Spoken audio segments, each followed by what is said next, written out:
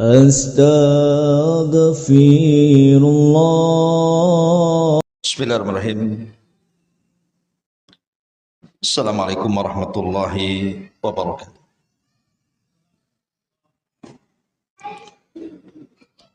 Alhamdulillah. Salatu wassalamu ala Rasulillah wa ala alihi wa sahbihi wa mawalah wa la hawla wa la quwwata illa billahi wa ba'd. Kita lanjutkan kajian kita masih membahas Siratul Mustafa alaihi salatu wassalam, sejarah manusia terbaik di dunia, Rasul kita Nabi besar Muhammad sallallahu alaihi wasallam.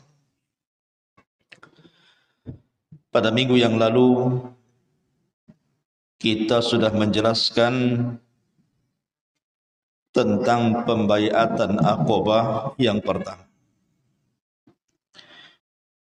Maka malam ini kita akan membahas tentang pembaiatan Aqabah yang kedua.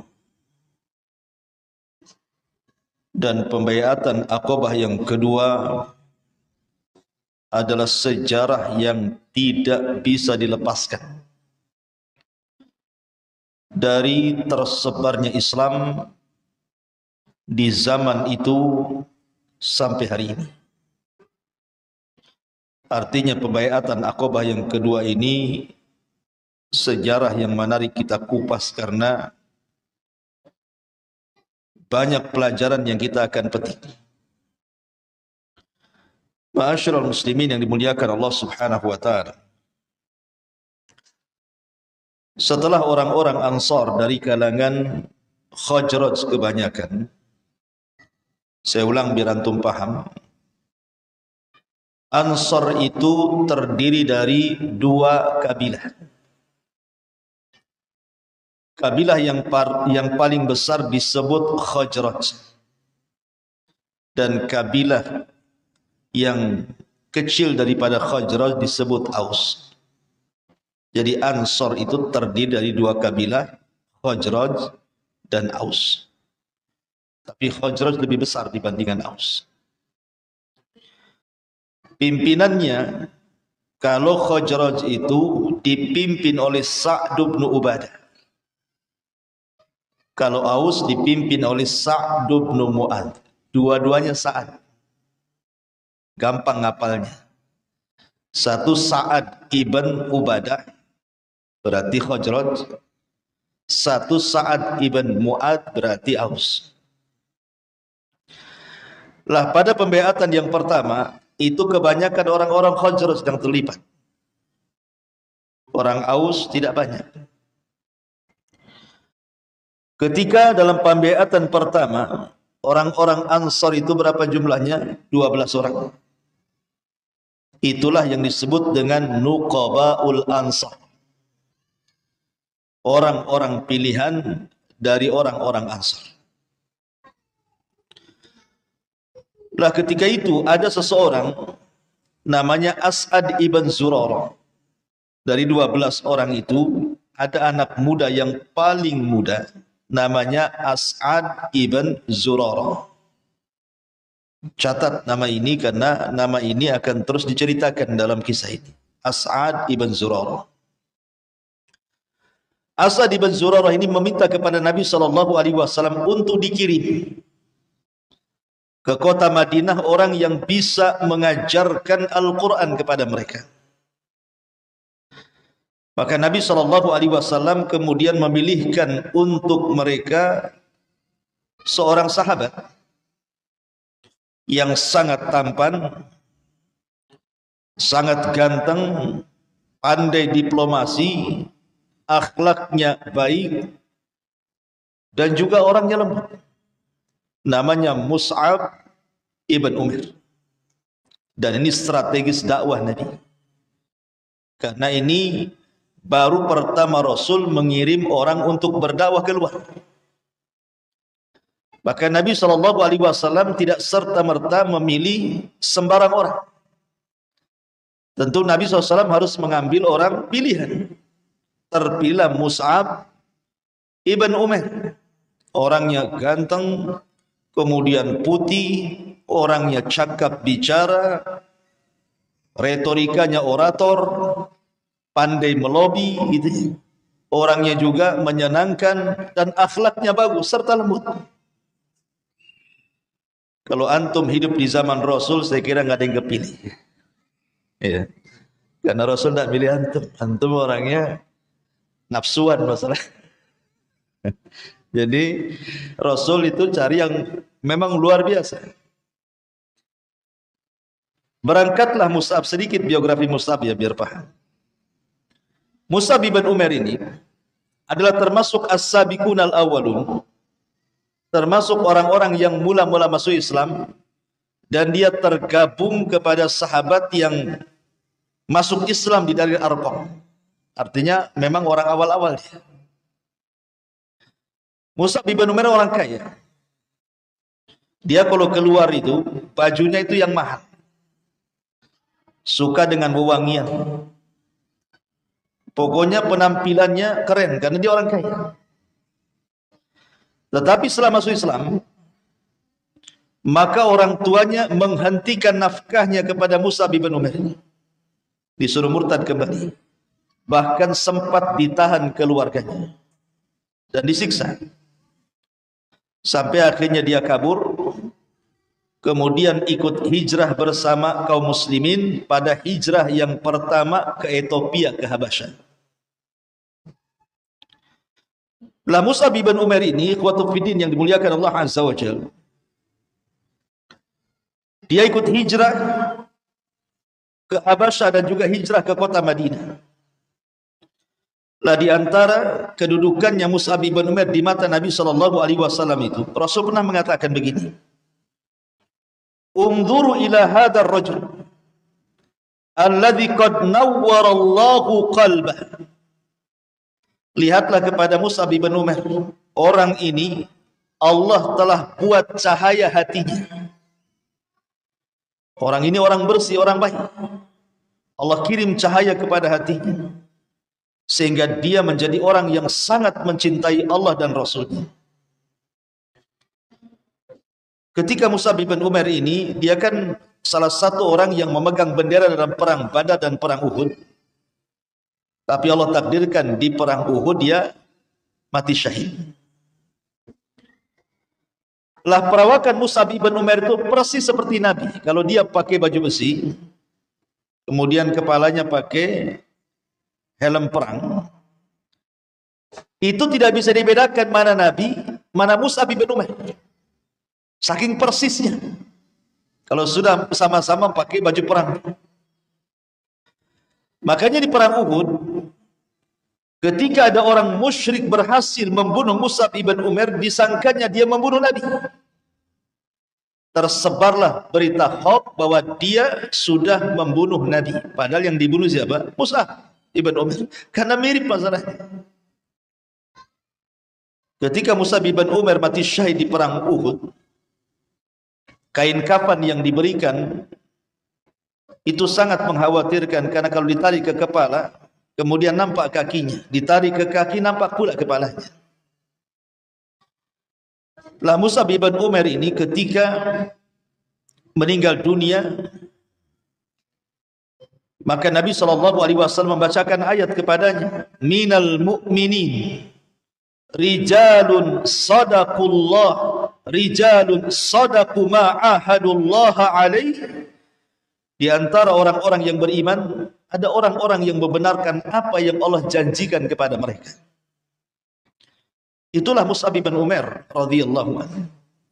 Lah Mus'ab inilah yang dipilih Rasul untuk berdakwah pertama kali, khuruj untuk berdakwah.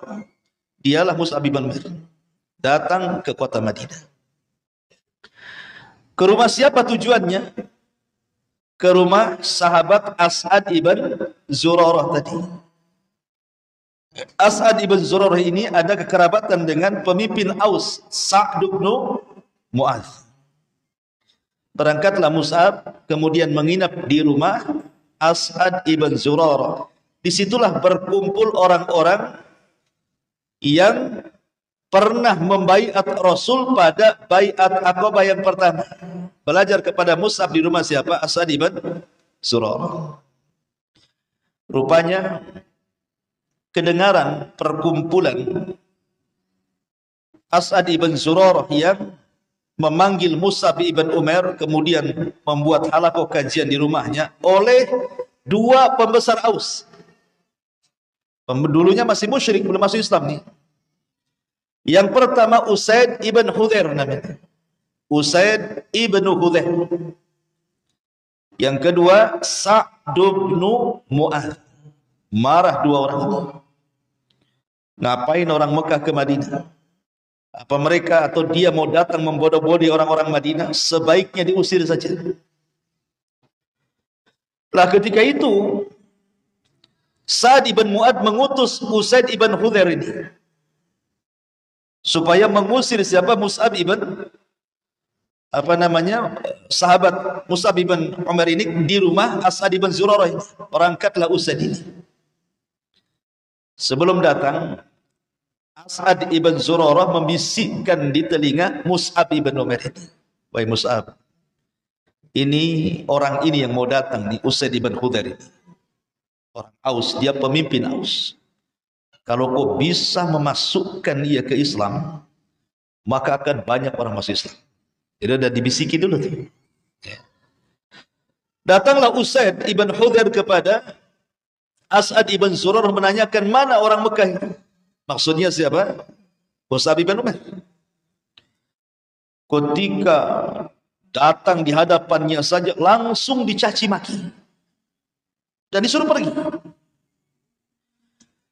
Tetapi Mus'ab sekali lagi Ibn Umair ini orangnya lembut, orangnya sangat cerdas dalam bicara, orator lah, retorikanya baik.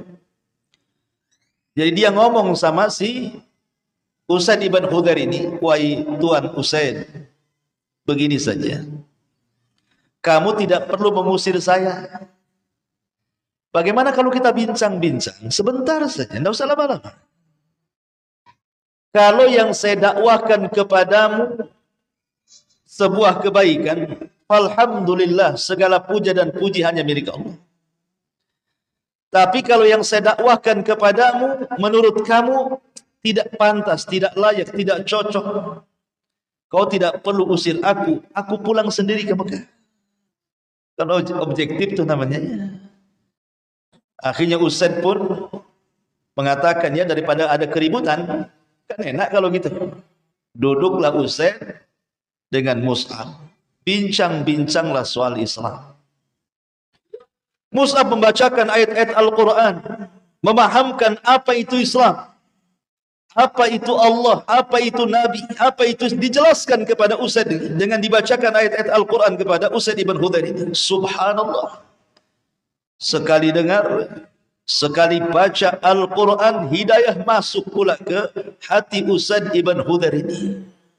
Lihat sahabat Nabi, baru dengar ayat saja langsung sami'na wa ata'na, langsung masuk Islam.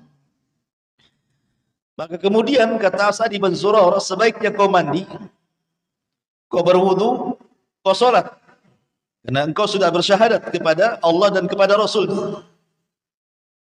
Maka akhirnya kemudian Usaid ibn Hudhair pun kemudian berwudu dan sholat 2 rakaat. Usaid ibn Hudhair ini mengatakan kepada As'ad ibn Zurarah, sekiranya Sa'd bin Mu'adz masuk Islam, tentu lebih baik lagi. Akhirnya kemudian kata Usaid, biar itu urusan saya.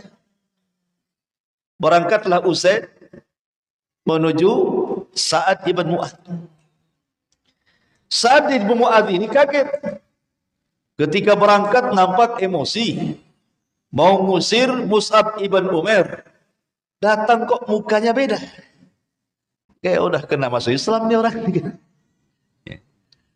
Akhirnya kemudian Usaid ibn Hudhair ini membuat cerita. Dan dia mengatakan, aku sudah ngomong sama Mus'ab ibn Umair, sudah kusir dia. Dia berbohong. Tapi ada perkara yang jauh lebih dahsyat dibandingkan kedatangan Mus'ab orang Mekah itu. Kagetlah ini Sa'd ibn Sa'd bin Ubadah ini. Apalagi beritanya katanya. Kata Usaid bin Hudhair, ada kabilah Bani Harith mau membunuh ponakan. Maksudnya ponakan itu siapa? Asad bin Zurarah. Setelah ponakannya Sa'd bin Sa'd bin Mu'adz. Umar Sa'd bin Mu'adz. Walaupun sudah berseberangan beda agama, tapi kalau hamiyah jahiliyah itu berbeda. Ini masalah kesukuan. Diambilnya pedang dan dikatakan kepada Usaid, ayo, maunya apa Bani Haris itu? Kalau dia berani menyentuh ponakanku, maka dia akan perang dengan Aus, katanya. Padahal informasi hoax yang diceritakan supaya Sa'ad ini diperjumpakan dengan Mus'ab ibn Umair. Kalau enggak dibuat kayak gitu oleh Usaid, nanti tidak mau datang. Maka berangkatlah kemudian Sa'ad ini bersama Usaid menemui keponakannya As'ad bin Zurarah. Sampai di tempatnya As'ad, tidak ada apa-apa. Tidak ada orang yang mau nyerah. Kemudian dia marah-marah kepada Mus'ab dan disuruh pergi dari tempatnya As'ad bin Zurarah. Maka persis seperti yang dikatakan kepada Usaid, maka Mus'ab pun mengatakan kepada Sa'd bin Mu'adz, sudah wahai Tuan Sa'ad, duduk dulu sebentar. Saya ingin berbincang. Kalau memang tidak cocok, saya balik. Tidak perlu diusir. Kalau cocok, alhamdulillah. Ngobrol lagi dua orang ini. Dibacakan lagi ayat-ayat Al-Quran. Masuk lagi hidayah. Masya Allah, memang. Ini luar biasanya Mus'ab bin Umair. Bisa loh dia sekali dakwah. Ini bukan orang kaleng-kalengnya yang didakwai itu. Ini pemimpin-pemimpin yang didakwai. Tetapi dengan gaya bicaranya, Mus'ab ibn Umair ini bisa mempengaruhi dua tokoh Aus dalam satu waktu, dua-duanya masuk Islam. Masyarul muslimin yang dimuliakan Allah Azza wa Jalla. Pulanglah Sa'd bin Mu'adz ini. Kemana? Ke Aus. Apa kata dia kepada orang-orang Aus ini? Kata Sa'd bin Mu'adz, wahai orang-orang Aus, bagaimana kedudukanku di antara kalian? Oh, orang-orang Aus mengatakan, engkau sayyiduna, engkau pemimpin kami, engkau orang terbaik kami, engkau orang mulia kami. Oh, dipuji oleh orang-orang Aus itu.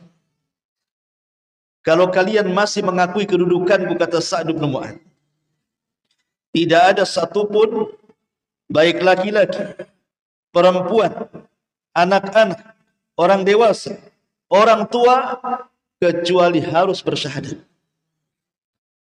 Harus masuk Islam. Kalau tidak masuk Islam, jangan satu atap dengan aku. Masya Allah, dia paksa kabilahnya masuk Islam. Satu Aus. Aus kabilah besar. Dia mengatakan tidak boleh laki-laki, perempuan, anak-anak, orang dewasa, orang tua, kecuali wajib bersyahadat. Wajib masuk Islam. Kalau tidak, jangan satu atap dengan aku. Ini yang ngomong pimpinannya. Akhirnya satu kabilah Aus semua masuk Islam. Kecuali satu orang. Ini satu orang ini kurang ajar nama masuk Islam. Namanya Usairid, Amr bin Thabit. Usairid. Tapi Usairid ini sabdakan Nabi SAW, amalun qalil, sedikit amalnya tapi besar pahalanya. Karena belakangan dia masuk Islam. Tapi masuk Islamnya nanti ketika perang Uhud. Jadi satu kabilah Aus itu semua masuk Islam. Bayangkan bagaimana jasanya Sa'd bin Mu'adz terhadap Islam. Mengislamkan satu kabilah. Makanya wajar kalau Allah Subhanahu wa taala berikan karamah kepada Sa'ad ini saat wafatnya setelah menghakimi Bani Quraidah. 70.000 malaikat turun dari langit yang sebelumnya tidak pernah turun mengikuti jenazahnya. Bahkan makhluk Allah terbesar, Arsyur Rahman, bergetar gara-gara wafatnya Sa'd bin Mu'adz. Karamahnya ini. Bayangkan aras segede gitu bisa bergetar dulu ya. 70.000 malaikat turun tuh mengikuti jenazah. Bahkan Nabi SAW pernah mengatakan, kalau seandainya ada orang yang selamat dari himpitan kuburan, maka Sa'adlah orangnya. Tapi rupanya Sa'ad tidak selamat dari himpitan kubur. Maksud himpitan kubur di sini, kalau bagi orang-orang yang beriman, seperti pelukan seorang ibu kepada anaknya. Karena kita manusia tercipta dari tanah dan akan kembali ke tanah. Jadi tanah itu bimanzilatil sekedudukan dengan ibu. Jadi kalau kita masuk ke tanah, kemudian tanah menghimpit kita, itu seolah-olah ibu sedang menghimpit anaknya. Tidak akan terasa sakit. Tapi kalau orang kafir, kata Nabi SAW, ketika dihimpit kuburan, semua akan meretakkan tulang dan persendian. Dia pun akan menjerit, tidak ada yang tahu suaranya kecuali binatang. Kata Nabi, kalau memang ada orang selamat dari himpitan kubur, Sa'adlah orangnya. Ya, kenapa Rasul mengatakan Sa'ad? Karena jasanya besar dalam Islam. Satu kabilah masuk Islam loh ya. Luar biasa. Ma'asyiral muslimin yang dimuliakan Allah Azza wa Jalla. Setelah Sa'ad masuk Islam, Sa'ad bin Mu'ad, kemudian juga Usaid ibn Hudhair. Usaid ibn Hudhair juga sama. Allah berikan karunia. Jangan salah Usaid ibn Hudhair ini. Jadi suatu ketika Usaid ibn Hudhair ini sedang membaca Al-Quran. Dia punya anak namanya Yahya. Yahya tertidur, di sampingnya ada kuda. Setiap dia membaca Quran, kudanya itu meringki kemudian bergerak. Karena takut kemudian kudanya menyepak anaknya, dia berhenti membaca Quran. Dilanjutkan lagi, kudanya gitu lagi. Sampai akhirnya kemudian dia melihat cahaya dari langit. Tapi karena dia takut dengan putranya Yahya, karena dekat kuda, akhirnya dia tidak melanjutkan bacaan Quran. Keesokan harinya, Nabi tahu rupanya peristiwa itu. Kemudian Nabi mengatakan, wahai Usaid, kalau engkau terus membaca Al-Quran malam tadi, maka malaikat akan berdatangan kepadamu. Malaikat akan turun dan manusia bisa menyaksikannya. Itu diantara karomahnya Usaid ibn Hudhair. Ini disebut karomah. Ini betul karomah nih. Kalau kebal bacok, kebal bakar, pental-pentalan, itu bukan karomah, itu sihir itu. Atau mungkin trik sulap kan itu. Atau acting dan settingan. Gitu ya. Ma'asyiral muslimin yang dimuliakan Allah Azza wa Jalla. Lah ketika kemudian dua pembesar Aus ini masuk Islam nih, Usaid ibn Hudhair sudah masuk Islam, Sa'd bin Mu'ad masuk Islam, dan satu kabilah Aus masuk Islam, tinggal satu pemimpin belum masuk Islam. Siapa? Sa'd bin Ubadah. Ini pemimpin terbesarnya, pemimpin Khazraj. Karena Khazraj besar. Tapi orang-orang Khazraj, sebagian mereka sudah masuk Islam pada pembaiatan Aqabah yang pertama. Maka enggak saya kisahkan karena justru mereka yang pertama masuk Islam. Tetapi pemimpinnya Sa'd bin Ubadah ini belum masuk Islam. Akhirnya kemudian orang tiga ini bersiasat. Mus'ab, kemudian Usaid, dan juga Sa'd bin Mu'ad mendatangi Sa'd bin Ubadah. Allah takdirkan di tangan Mus'ab pula dia masuk Islam. Betapa banyak pahala Mus'ab bin Umair ini, mengislamkan dua kabilah, dua pemimpin kabilah, dan sebab Islamnya dua pemimpin kabilah Khazraj dan Aus, Khazraj dan Aus semua masuk Islam. Belakangan disebut Ansar. Itulah orang-orang Ansar. Ya, jadi kebaikan Mus'ab bin Umair luar biasa. Ma'asyiral muslimin yang dimuliakan Allah Azza wa Jalla. Setelah itu, maka Mus'ab bin Umair pulang lagi ke Mekah dengan membawa orang-orang Ansar yang ingin berbaiat kepada Nabi. Datanglah Mus'ab bin Umair dengan 70 lebih. Pokoknya jumlahnya di bawah 80. Di atas 70. Ya bisa 75, 76, 77 gitu ya. Dan dengan dua wanita. Berangkat mereka di musim haji. Pada tahun 12 setelah kenabian. 1 tahun sebelum hijrah. berangkat. Kemudian Musa menghabarkan kepada Nabi SAW tentang 70 orang lebih ini yang ingin berbaiat. Nabi SAW harus cerdas, karena mereka terancam masalahnya. Karena kita tahu bahwa di akhir-akhir dakwah Rasul di Mekah itu kondisinya sulit.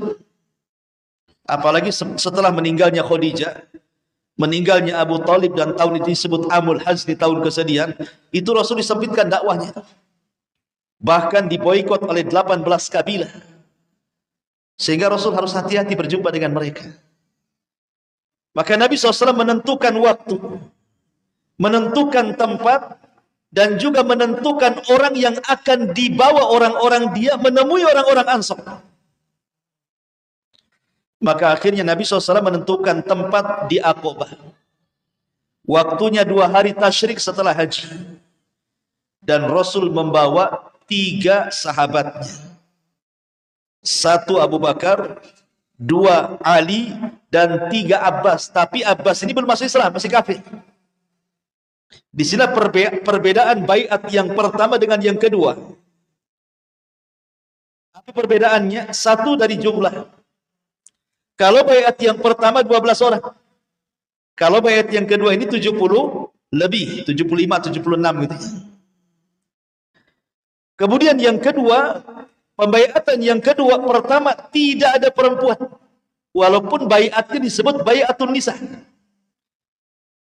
Tetapi dalam baiat yang kedua ada 2 perempuan. Kemudian pembaiatan yang pertama tidak dihadiri orang musyrik. Pembaiatan yang kedua ada orang musyrik. Siapa? Abbas ibn Abi Thalib, kan gitu ya. Dikatakan masuk musyrik karena Abbas masuk Islam setelah perang Badar. Kemudian baiat yang pertama disebut baiatun nisa, dan baiat yang kedua disebut baiatul harbi, baiat peperangan, membela Nabi SAW. Tetapi dua-duanya disebut baiat Aqabah karena tempatnya di Aqabah. 1 baiat Aqabah ula, yang kedua baiat Aqabah tsaniyah. Lah ketika kemudian mereka sudah haji, kemudian hendak pulang ke Madinah di hari tasyrik kedua, karena haji itu bisa diselesaikan pada 3 hari tasyrik. Artinya mulai tanggal 8, 9, 10, 11, 12. Atau ditambah menjadi 13. Jadi bisa 5 hari, bisa 6 hari ibadah haji. Jadi kemudian di hari kedua tasyrik mereka berjumpa di Aqabah. Di tengah malam gelap gulita. Dan tidak boleh ada orang musyrik tahu. Ya, pembaiatan sembunyi-sembunyi gitu. Karena memang genting masalahnya. Akhirnya kemudian setelah berjumpa antara Nabi SAW, Abu Bakar dan Ali, serta disertai dengan Abbas selaku tokoh, kan ya, tokoh Quraisy. Abbas ini masih kafir, tapi karena satu suku dengan Rasul, supaya Abbas melindungi Nabi. Karena kan orang-orang Ansor kan belum begitu dekat masalahnya. Maunya apa kan nggak tahu, harus dilindungi Nabi. Pas berjumpa di Aqabah, mulailah di situ berdialog. Abbas bertanya tujuan orang-orang Ansor ke Mekah. Karena Abbas mengatakan kepada orang-orang Ansor itu, tahukah kalian siapa orang ini? Maksudnya Nabi SAW. Dia orang yang kami hormati di kabilah kami, walaupun kita berbeda keyakinan. Dia orang yang kami muliakan. Maka apapun yang terjadi dengan dia, tanggung jawab kami. Kalau seandainya kalian mau membawa saudara saya Muhammad ini ke Madinah, kau jamin keselamatan dia sampai di sana. Pokoknya betul-betul dibuat syarat sama Abbas ini. Sampai akhirnya kemudian orang-orang yang hendak berbaiat ini berjanji untuk melindungi Nabi SAW. Apa isi baiatnya? Inilah yang menarik. Isi baiatnya adalah dijelaskan oleh Ka'ab ibn Malik radhiyallahu anhu,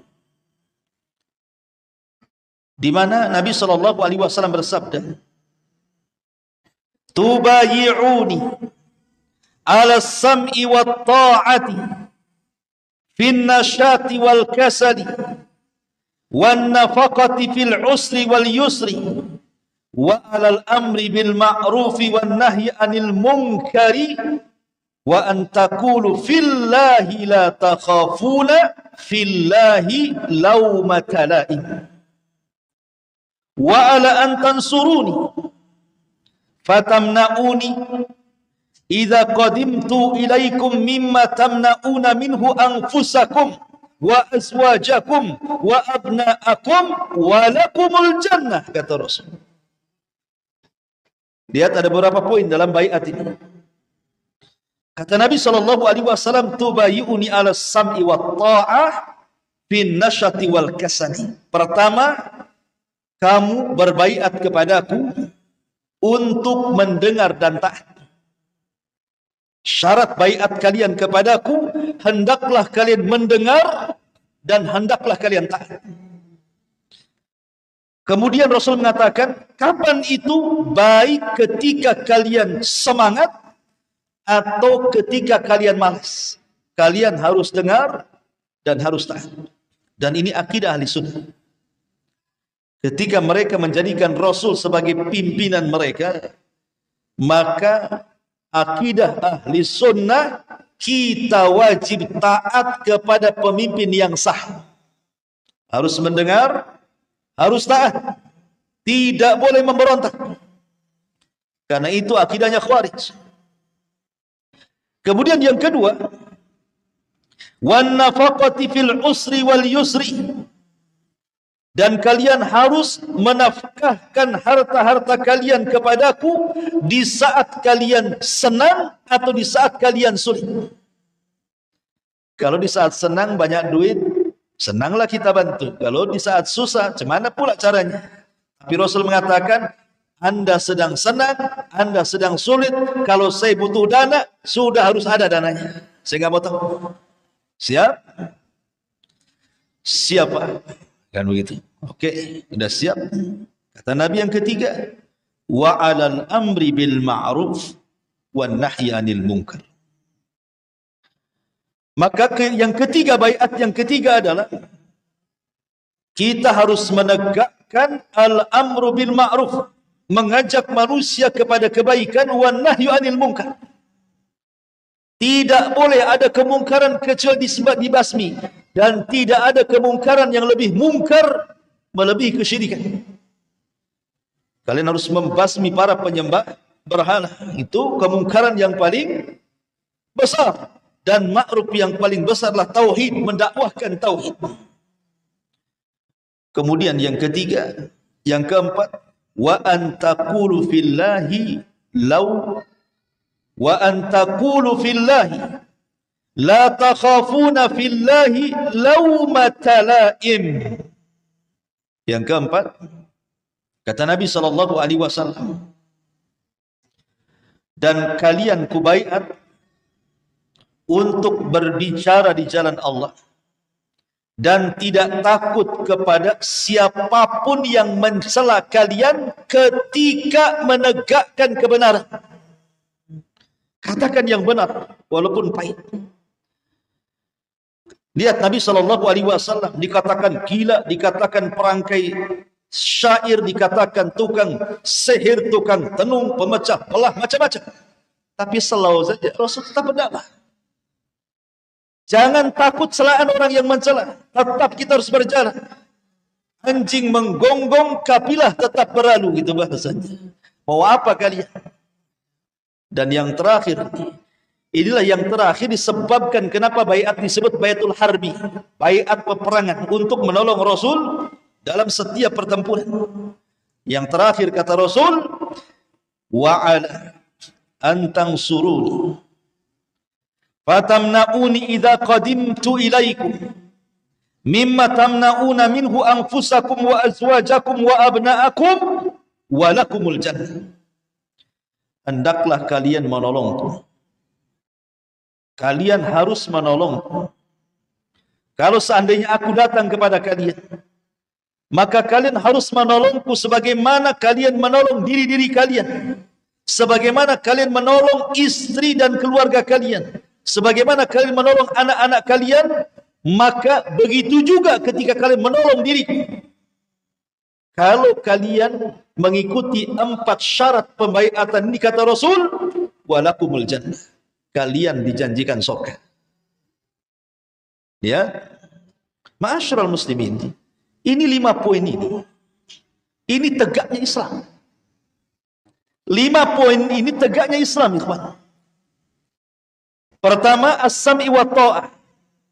Kita harus mendengar dan taat, sebab itulah rahasia keamanan sebuah negeri. Kalau Anda ingin aman, dengarkan pemerintah, taat kepada pemerintah dalam perkara yang ma'ruf, maka aman sebuah negeri, kita bisa beribadah dengan tenang. Kemudian yang kedua, nafkah. Nafkah itu artinya memberikan nafkah untuk agama, walaupun kita sedang butuh harta. Kalau sudah agama memerlukan uang, biaya untuk meninggikan kalimat Allah, Anda sedang kaya, Anda sedang miskin, wajib bantu. Dan itu ya, makanya bahasa Quran itu ketika bicara tentang memberikan makanan kepada fuqara wal masakin, apa kalimatnya? Ala hubbihi miskinan wa yatiman wa asira. Ala hubbihi. Jadi ketika harta itu betul-betul kita suka gitu ya, tahu-tahu harus diberikan kepada orang miskin. Bisa nggak seperti itu? Ya kalau para sahabat bisa lah. Kalau kita ini tak bisa. Masa baru beli mobil mau dipakai ke Nidal Ilmi, mikirlah. Pakai dulu setahun. Jadi sahabat itu memang luar biasa pengorbanannya itu seperti itu, karena sudah diikat dengan perjanjian masalahnya. Mau tidak mau mereka harus mengeluarkan harta. Kemudian wajib menegakkan amar ma'ruf nahi mungkar. Kemudian juga wajib menyampaikan yang hak, katakan yang hak, yang batil katakan batil, tidak peduli manusia ngomong apa. Kemudian kita harus membela agama, membela Allah, membela Rasul, membela Islam. Kita harus punya kecemburuan. Kalau Islam lagi dilecehkan, wajib kita marah. Kalau Rasul sedang dihina, wajib kita marah. Apalagi Allah dihina, ngajak perang mereka. Ini kan keseluruhan agama ini, setelah globalkan ini adalah agama. Apalagi yang dicari dalam agama. Akhirnya kemudian mereka pun mengatakan, siap kami melaksanakan 5 poin ini. Setelah melaksanakan 5 poin dalam riwayat yang lain, yang disebutkan dari Junadah bin Abi Umayyah, beliau mengatakan, kata Ubadah, kami memasuki rumah Ubadah bin Samit. Kata Junadah bin Abi Umayyah, kami masuk ke rumah Ubadah bin Samit. Ketika itu dia sedang sakit, Ubadah bin Samit ini. Kami katakan, semoga Allah menyembuhkan dirimu. Bisa enggak kau cerita ketika engkau berbaiat dengan Nabi? Apa isinya? Maka Ubadah bin Samit mengatakan, fima akhada alaina an bay'ana ala sam'i wa ta'ati fi manshatina wa makrahina wa usrina wa yusrina wa atharatin alaina wa alla nunazi'al amra ahla illa antara kufran bawahan indakum minallahi fihi burhan. Kata Ubadah bin Samit kepada Junadah bin Abi Umayyah, beliau membaiat kami untuk mendengar, untuk taat, baik pada waktu semangat maupun malas, baik pada waktu sulit maupun lapang, untuk mengutamakan kepentingan orang lain di atas kami. Di sini kata Ubadah bin Samit redaksinya, kita harus tetap taat dan mendengar kepada pemerintah dalam kondisi sulit ataupun senang. Artinya dalam kondisi senang, ketika pemerintah memberikan sebuah informasi akan BBM turun, namanya kan senang kita. Ya. Harga-harga minyak turun, itu senang. Ya. Kita harus terima. As-sam'i wa ta'ah. Di waktu sulit terbalik, pemerintah mengumumkan, oh BBM naik 100%.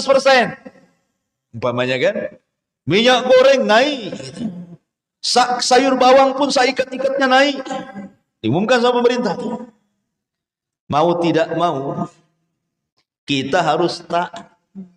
Karena kalimatnya fi usrina wa yusrina. Ya. Jangan ketika pemerintah kemudian menurunkan harga, wah senang gitu, cakep pemerintah kita nih katanya. Sekali naikkan BBM, demonya itu berapa bulan? Kalau turun nggak beres. Ngurus BBM aja nggak beres, mau yang lain pula diurus katanya.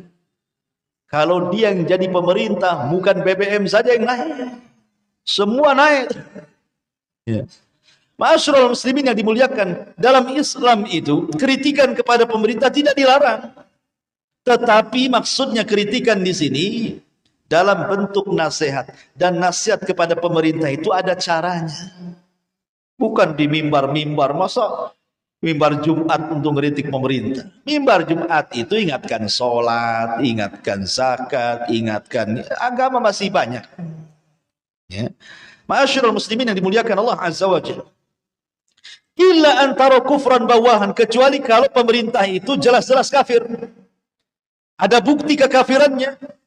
Maka kalau itu sih memang dibolehkan melakukan pemberontakan. Syaratnya apa? Jelas-jelas dengan mata kita melihat pemimpin kita kafir. Ya.